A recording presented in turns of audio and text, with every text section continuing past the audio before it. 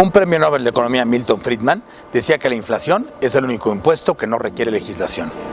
¿Por qué?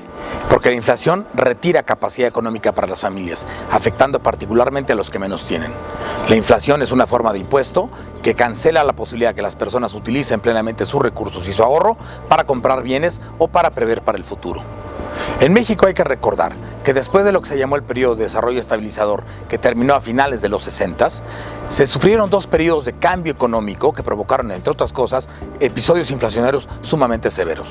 Las inflaciones de mediados de los 70s y de los 80s respondieron particularmente a esta visión de un Estado que interviene mucho, gasta mucho y se endeuda mucho, que provocó efectos inflacionarios en tipo de cambio que destruyeron en muchos sentidos la capacidad económica y de ahorro de las familias.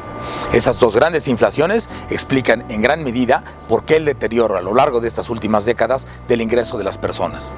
Después, la última inflación importante que hemos sufrido fue la de 1995 y 96, que se deriva también de temas de endeudamiento de corto plazo en mercados internacionales del gobierno mexicano.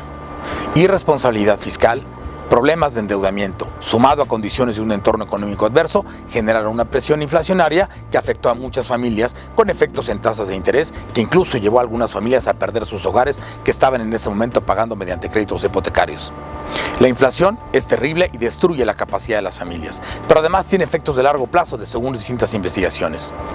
Hoy recordemos el caso alemán, donde la enorme inflación que sufrieron entre el periodo de guerras en la llamada República de Weimar generó un descontento social que para muchos explica el surgimiento del nacionalsocialismo y todas las graves repercusiones que tuvo el país en el futuro. Hoy algunas investigaciones muestran que ese recuerdo de inflación del pasado hace que los alemanes en muchos sentidos cuiden muchísimo las decisiones que sus gobiernos toman para evitar inflaciones que puedan comprometer su futuro. También hay investigaciones que muestran que quienes vivimos, como mi generación, inflaciones muy graves en la etapa formativa de adolescentes o de jóvenes adultos, tenemos un recuerdo que nos hace tomar peores decisiones financieras. ¿Por qué? Porque lo que sabemos es que en periodos inflacionarios es preferible casi gastarme lo que ahorrar, porque la inflación se va a comer mi ahorro y se va a comer la capacidad económica de mis ingresos. Sin embargo, en el tiempo, cuando la inflación se reduce y se vuelve más controlada, como ha ocurrido en las últimas décadas en nuestro país, ese recuerdo persiste y genera conductas económicas negativas que afectan la visión de inversión de largo plazo y el ahorro. De ahí la importancia de cuidar ante todo que nuestra economía siempre esté a salvo de periodos inflacionarios que destruyan la capacidad económica de las familias y generen cambios de conducta que nos afecten durante largos años.